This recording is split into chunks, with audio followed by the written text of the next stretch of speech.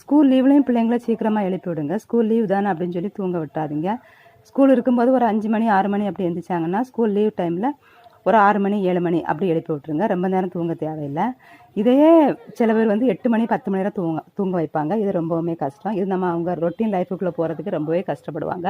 School திறந்த அப்புறம் நாம தான் அப்புறம் ஃபஸ்ட்லேருந்தே எல்லாத்தையும் பழக்கப்படுத்த மாதிரி இருக்கும். நமக்கும் கஷ்டம்தான். பிள்ளைங்க காலையில் சாப்பாடு கூட சாப்பிட முடியாமல் ஆகும். ஸ்கூல் லீவ்லையும் பிள்ளைங்கள சீக்கிரமாக எழுப்பி விடுங்க. ஸ்கூல் லீவ் தானே அப்படின்னு சொல்லி தூங்க விட்டாதீங்க. ஸ்கூல் இருக்கும்போது ஒரு 5 மணி 6 மணி அப்படி எழுந்திரிச்சாங்கன்னா ஸ்கூல் லீவ் டைமில் ஒரு 6 மணி 7 மணி அப்படி எழுப்பி விட்ருங்க. ரொம்ப நேரம் தூங்க தேவையில்லை. இதையே சில பேர் 8 மணி 10 மணி நேரம் தூங்க வைப்பாங்க. இது ரொம்பவுமே கஷ்டம். இது நம்ம அவங்க ரொட்டீன் லைஃபுக்குள்ளே போகிறதுக்கு ரொம்பவே கஷ்டப்படுவாங்க. ஸ்கூல் திறந்த அப்புறம் நாம தான் அப்புறம் ஃபஸ்ட்லேருந்தே எல்லாத்தையும் பழக்கப்படுத்த மாதிரி இருக்கும். நமக்கும் கஷ்டம்தான்.